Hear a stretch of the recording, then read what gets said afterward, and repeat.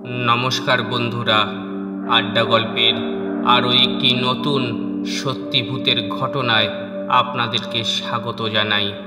আজ আমার এক সাবস্ক্রাইবার আমাকে একটা ভয়ানক প্লানচেটের সত্যি ঘটনা আমাকে ইমেল করে পাঠিয়েছে।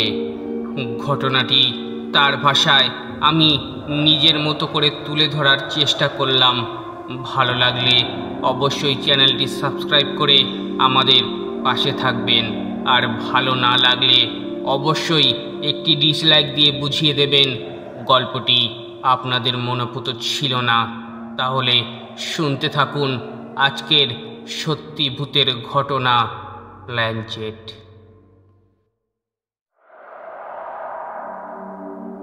সুমনের মায়ের আত্মাকে যে রাতে হাজির করেছিলাম, সে রাতের মতো ভয়াবহ রাত আমার জীবনের দ্বিতীয়টি আসেনি। এখনও সে কথা মনে হলে আমার গা শিউরে ওঠে। এখনই লোমগুলো যেন খাড়া হয়ে উঠছে।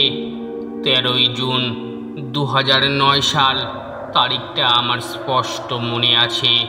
আর বার সম্ভবত সেদিন শনিবার ছিল। শনি ও মঙ্গলবার আত্মাদের হাজির করার মোক্ষম দিন। বিশেষ করে এই দুই দিন এরা স্বাধীনভাবে ঘুরে বেড়ায়, সুযোগ পেলেই লোকজনকে ভয় দেখায় কিংবা বড় কোনো অঘটন ঘটায়। ছোটবেলা থেকেই আমার দাদির কড়া নিষেধ ছিল শনিবার আর মঙ্গলবারে যেন বেশি রাতে বাইরে না থাকি। তাছাড়া আমার বাড়ির প্রায় পাশেই ছিল কবিরাজ মালু জ্যাঠার বাড়ি। তিনিও বারবার নিষেধ করতেন, আর নিষেধ করার বড় কারণ ছিল আমার ভুতুড়ে রাশি। আপনি বিশ্বাস করবেন কিনা জানি না, কিন্তু ভুতুড়ে রাশির লোকই থাকে আলাদা। হয়তো একই সাথে দুজনে রাতের বেলায় হাঁটছেন, আপনি অনেক কিছুই দেখছেন, কিন্তু আপনার সঙ্গী কিছুই দেখতে পাচ্ছে না, এমনও হয়। আর নিজেই এই ভুতুড়ে রাশি হওয়ায় এইসব আজে বাজে নানান অভিজ্ঞতার সম্মুখীন হতে হয়েছে বহুবার। আর তাই বাড়ি থেকে কঠিন নির্দেশ ছিল, ইলিশ কিংবা পুঁটি মাছ দিয়ে ভাত খেয়ে ভর দুপুরে বাইরে যেন না যাই, অথবা তেল পিঠা খেয়ে পানি না খেয়ে বাইরে বের হওয়া ছিল অসম্ভব। এত কড়াকড়ির পরেও কখনো সখনো ভুল হয়ে যেত। যাই হোক, সেই 13ই জুন শনিবার ছিল এমন একটা ভয়ঙ্কর রাত। ভয়ঙ্কর মানে শুধু ভয়ঙ্কর নয়, এক বিভীষিকাময় কালো রাত।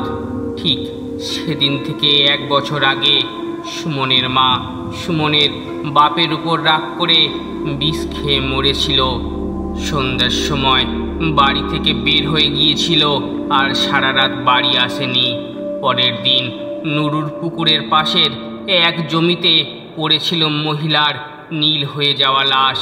আর সেদিন থেকে ঠিক 29 দিন পর প্রিয়াঙ্কার মা নাকি একবার সুমনের মাকে পুকুর পাড় দিয়ে হেঁটে যেতে দেখেছিল।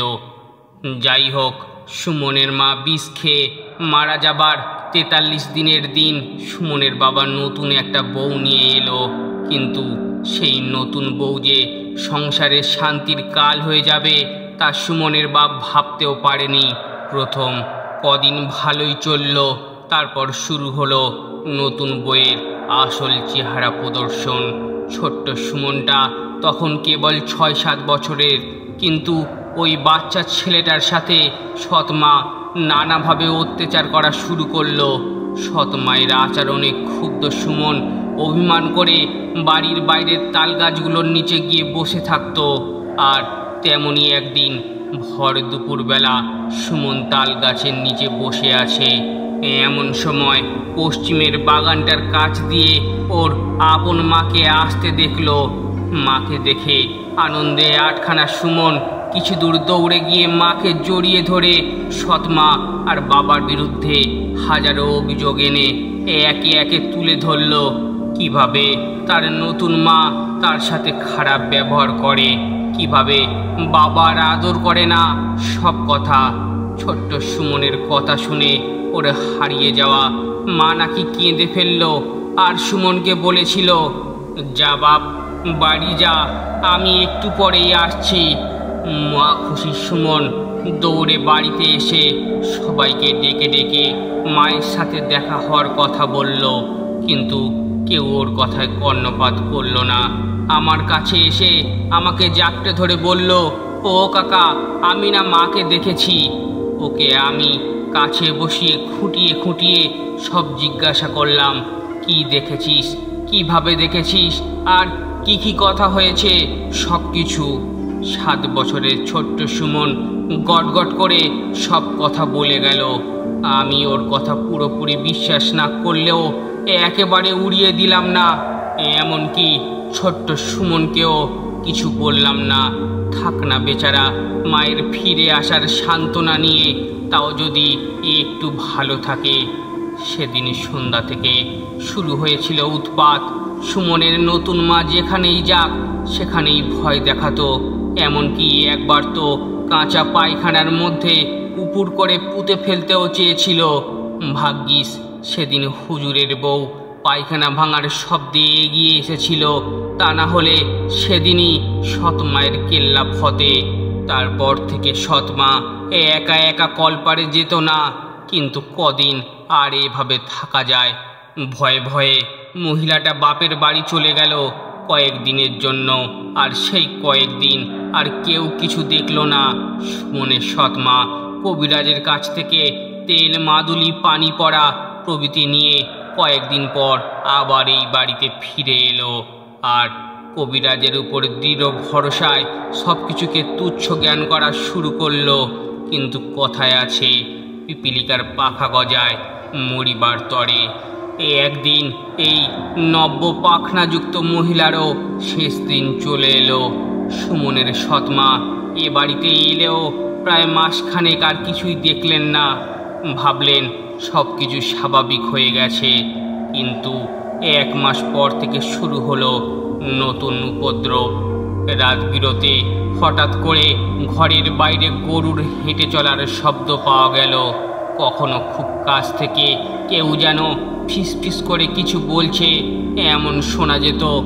মনে হতো এই জানালার ওপাশে দাঁড়িয়ে দুজন মানুষ নিজেদের মধ্যে আলাপ করছে। এমনকি সৎমা সে কথা শোনার চেষ্টাও করলো।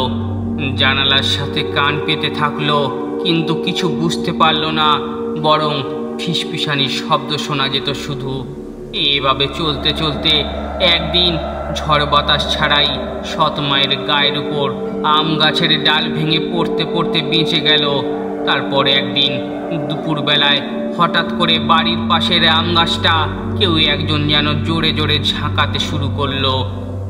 যা হোক, এত কিছু 1 বছর ধরে চলতে থাকলো। একদিন বিকালে সুমন এলো আমার কাছে, এসে বলল, ও কাকা, কাকা, মা তো আর আসলো না।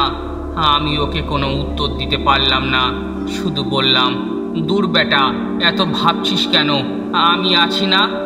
ভাতিজা সুমন যেন একটু আশা খুঁজে পেল। ওর চোখ মুখ যেন চকচক করে উঠল। তারপর চলে গেল বাড়িতে। সুমন চলে যেতেই আমার একটা চিন্তা মাথায় এলো। আচ্ছা, সুমনের মা কি চায়, কেন এমন করছে? আমি জানি এর উত্তর একমাত্র সুমনই দিতে পারে। মাথার মধ্যে দুষ্টু বুদ্ধি চলে এলো। প্ল্যানচেট করব বলে স্থির করলাম, কিন্তু কিভাবে? এর আগে একটা কথা বলে রাখি, আমি যখন এসএসসিতে পড়তাম তখন আমার এক বন্ধু সুজন কবিরাজি শিখত। ও আমাকে কয়েকটা কবিরাজি বইও দিয়েছিল। আর সেই বইয়ের নিয়ম অনুযায়ী সে বয়সে কিছু আমলও করেছি। শ্মশান থেকে পয়সা, হার এসব সংগ্রহ করেছিলাম অনেক আগেই, কিন্তু তার ব্যবহার করার সাহস কখনো হয়ে ওঠেনি। আর আমার মা একদিন সেই সব কবিরাজির বই, ডায়েরি খুঁজে পেয়ে নিষ্ঠুরভাবে পুড়িয়ে দিয়েছিল। আর তা পুড়িয়েছে আমার ভালোর জন্যই। সেই পোড়ানোর হাত থেকে 2-1টা বই রক্ষা পায়। তেমনি একটা বই নিয়ে আমি আবার পড়া শুরু করলাম। খুব মনোযোগ সহকারে পড়ে পড়ে করণীয় কাজগুলো লিখে রাখলাম। প্ল্যানচেট করতে অন্তত আরও 2 জনকে দরকার, যারা আমাকে শক্তি দিতে পারবে। অনেক ভেবেচিন্তে আমার বাল্য বন্ধু শফিকুল আর জাকিরকে সব কিছু খুলে বললাম। ওরা রাজি হয়ে গেল। তারপর কিছু আনুষঙ্গিক প্রয়োজনীয় জিনিস যেমন সয়াসের, আতপ চাল, আগরবাতি, শ্মশানের 2.25 টাকা, মরা মানুষের বিছানার চাদরের টুকরো, সুমনের মায়ের কাপড়ের টুকরো ইত্যাদি খুব গোপনে সংগ্রহ করলাম।